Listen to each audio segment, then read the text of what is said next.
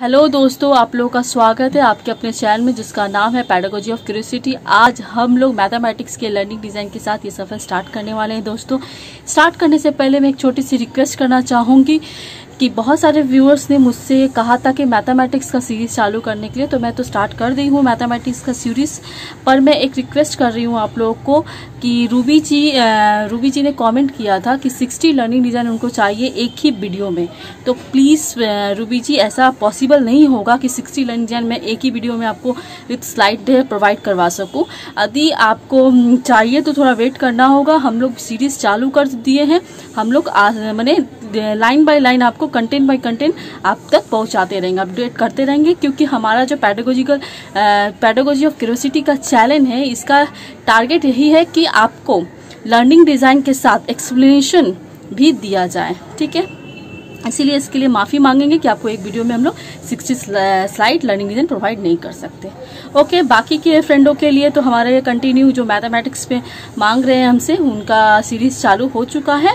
चलिए स्टार्ट करते हैं अपना कंटेंट। स्टार्ट करने से पहले मैं एक और छोटी सी रिक्वेस्ट जो करती हूँ, आप लोगों से वीडियो यूजफुल लगे तो प्लीज़ लाइक सब्सक्राइब व्यू कीजिए, साथ ही साथ उन दोस्तों तक शेयर कीजिए जिनको ये मैथमेटिक्स की लर्निंग डिज़ाइन की ज़रूरत हो। देखिए, लर्निंग डिज़ाइन 6 नंबर 5 तक तो अपलोड हो चुका है। 6 नंबर वाला लर्निंग डिज़ाइन आज होने वाला है। उसके बाद आपको बॉक्स बनाना है, उसको एक लाइन से 2 पार्ट्स में डिवाइड कर देना। Name of the school, class, duration, name of the teacher.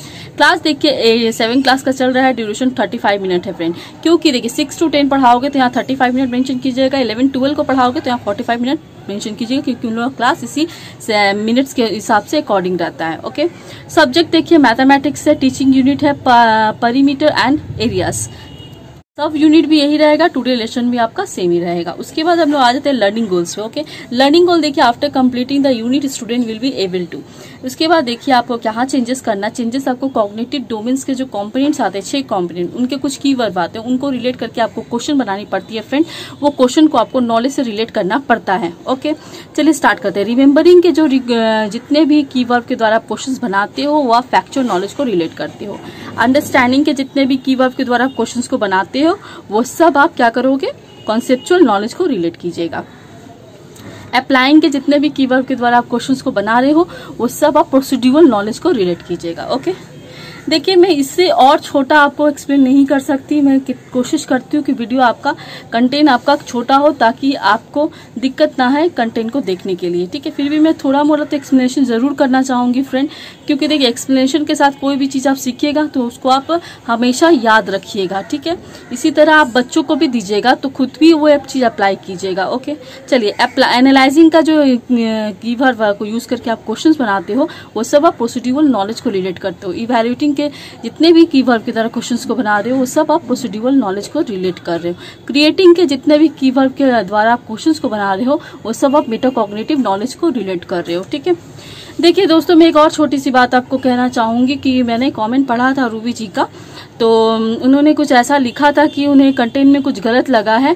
पर देखिए फ्रेंड, मैं इस सब्जेक्ट से रिलेट तो हूँ नहीं, मैं अकाउंटेंसी सब्जेक्ट से रिलेट करती हूँ, पर फिर भी आप लोगों को हेल्प करने के लिए मैं इस सब्जेक्ट से लर्निंग डिज़ाइन आप लोगों के पास लाई हूँ। पर मैं इतना बोल सकती हूँ कि मैं कोई भी चीज़ आपको गलत प्रोवाइड नहीं करवाऊंगी, क्योंकि मैं भी एक बीएड की स्टूडेंट हूँ। मैं नहीं चाहती कि मेरी वजह से आपको कोई चीज़ गलत आपको अब तक पहुँचे। ओके दोस्तों, चलिए अब बाकी आपको कुछ लगता हो तो प्लीज़ आप अपने हिसाब से उसको ठीक कर लीजिएगा। Okay, thank you so much इसके लिए। चलिए analyse learners and content. Okay, इसको इनको बनाने के लिए जो एनालाइज लर्नर कंटेंट का जो बनाते हैं हम लोग ये कंपोनेंट, ये क्यों बनाते हैं, ताकि आप बच्चों के प्रीवियस नॉलेज को चेक कर सको, ताकि आप बच्चों को क्या पढ़ाए हो आगे इसके बारे में आप चेक कर सको, और इस यूनिट से क्या उनका नॉलेज रहता है उनके ब्रेन में। ओके, चलिए अब देखिए लिखने का पैटर्न सेम रहेगा। The following question will be asked to the student to determine their general characteristics and primary behaviour on the basis of the present lesson. Changes आपको कहा करना, चेंजेस यहाँ पर आपको बेसिक क्वेश्चंस ऐड करनी पड़ती है, और यहाँ पे कोई नॉलेज वाला क्वेश्चन नहीं, यहाँ पे आप सिंपल क्वेश्चन जैसे बुक में देता है यहाँ पे पुट कर सकते हो। ठीक है, उसके बाद देखिए develop and select learning materials आता है, इसको 2 पार्ट्स में डिवाइड करते हो। जनरल होता है, एक स्पेसिफिक होता है। जनरल में आपको वो चीज मेंशन करनी पड़ती है फ्रेंड जो आप क्लासरूम में यूज करते हो, जैसे black board, chalk chalk, duster, school book.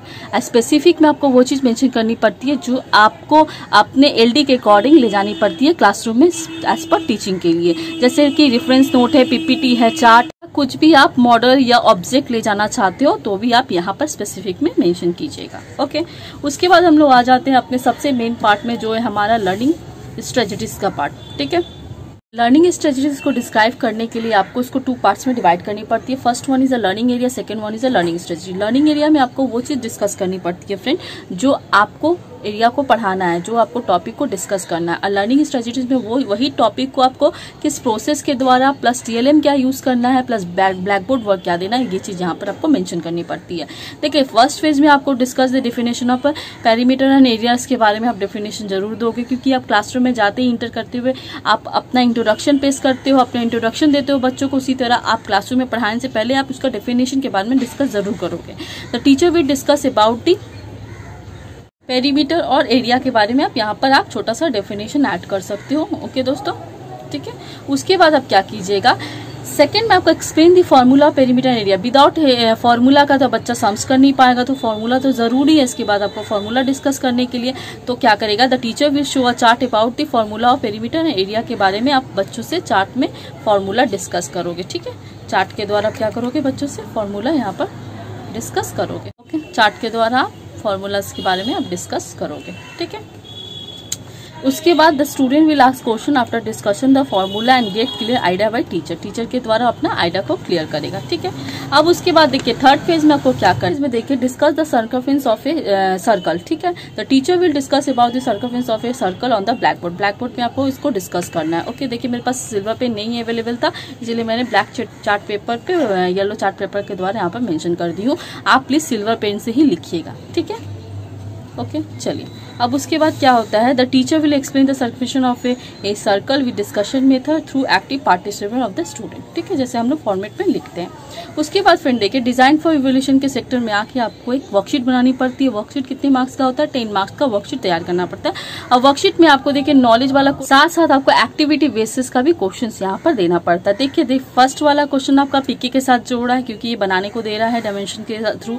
यहाँ देखिए पिक्चर देख के आपको यहाँ पर नाप के यहाँ पर लिखने को बोल रहा है, तो ये भी क्या कर रहा है, PK के साथ जा रहा है। ठीक है, उसके बाद देखिए यहाँ पर फॉर्मूला आपने ऑलरेडी डिस्कस किया चार्ट के थ्रू, तो आप फिलिंग द ब्लैंक्स के कॉलम में करके आप इसको फॉर्मूला को डिस्कस कर सकते हैं। तो ये क्या कर रहा है आपका, ये आपका कॉन्सेप्चुअल नॉलेज बढ़ा रहा है बच्चों लोग का। ठीक है, उसके बाद आपका क्या करते हैं, डायग्नोसिस फॉर रेमेडियल क्लासेस में आके आपको उसके बाद आपने पढ़ाने के बाद आप चेक करोगे कि कितने बच्चों को समझ में आया कि नहीं आया। जिन बच्चों को समझ में नहीं आया वर्कशीट के माध्यम से आपने चेक कर लिया, उसके बाद आपको उनको एक्स्ट्रा क्लासेस देना। एक्स्ट्रा क्लासेस तो आप क्लासरूम में सिचुएशन में आप दे दोगे। आप LD में क्या करोगे, डायग्नोसिस फॉर रेमेडियल क्लासेस के कंपोनेंट में आके ये सिंपल से स्टेटमेंट आपको ऐड करनी पड़ती है। If there is any need of remedial classes then the teacher will arrange it according to need. उनकी जरूरत के हिसाब से टीचर क्या करेगा, उन्हें extra classes remedial classes provide कराएगा फ्रेंड। ठीक है, देखिए आज का हमारा लर्निंग डिजाइन का सफर खत्म हो गया, पर आप कंटिन्यू रहिएगा, हमारे चैनल के साथ बने रहिएगा, क्योंकि अब हमारा मैथमेटिक्स का कंटेंट चालू होने वाला है दोस्तों। चलिए अब हम लोग नेक्स्ट अपने 7 लर्निंग डिजाइन के साथ आपके साथ मिलेंगे। और थैंक यू सो मच हमारे चैनल के साथ जुड़ने के लिए और हमें कमेंट करने के लिए।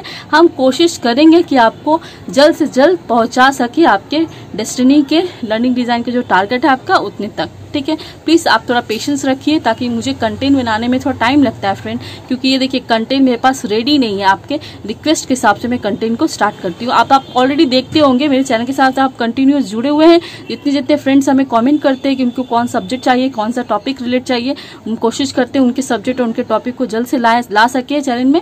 और आप जैसे मैथमेटिक्स के 2 कैंडिडेट ने 2 व्यूअर्स ने मुझसे कमेंट किया है, तो अब मैथमेटिक्स का सीरीज चलता रहेगा। आप टेंशन मत लीजिए, हम लोग कोशिश करते रहेंगे कि आपका, पर प्लीज आप ऐसे अननेसेसरी बात मत किया कीजिए। जैसे कि आप 60 लर्निंग डिजाइन मांग रहे हो मुझसे एक ही वीडियो में, स्लाइड में, तो प्लीज ये प्रोवाइड नहीं है, क्योंकि आप भी नहीं लिख पाओगे। वैसे अब एक स्लाइड भी बनाने जाऊंगी मैं 60 लर्निंग डिजाइन का ना, तो बहुत लंबा स्लाइड बन जाएगा, बहुत लंबा वीडियो बन जाएगा।